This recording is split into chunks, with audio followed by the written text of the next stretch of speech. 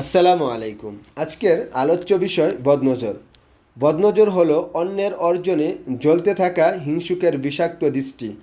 বদনজর দ্বারা অনেক সময় মানুষের অনেক বড় ক্ষতি হয়ে যায়। এজন্য রাসূলুল্লাহ সাল্লাল্লাহু আলাইহি ওয়াসাল্লাম তার উম্মতদের বদনজর সম্পর্কে সতর্ক করেছেন।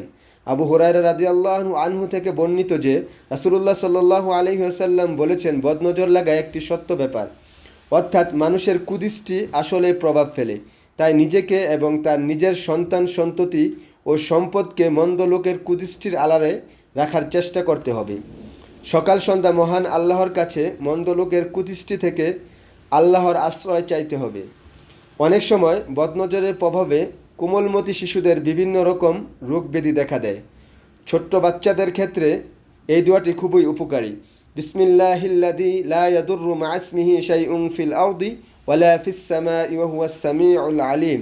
তাই সকাল সন্ধ্যা এই দোয়াটি পড়ে বাচ্চাদের ঝাড়ফুঁক করতে হবে। হাসান রাদিয়াল্লাহু আনহু ও হোসেন রাদিয়াল্লাহু আনহুকে নবীজি সাল্লাল্লাহু আলাইহি ওয়াসাল্লাম এই বাক্যগুলো দিয়ে ঝাড়ফুঁক করতেন। আউযু বিকালিমাতিল্লাহি তাম্মা মিন কুল্লি শাইতানিন ওয়া হাম্মা ওয়া মিন কুল্লি আইনিন লাম্মা।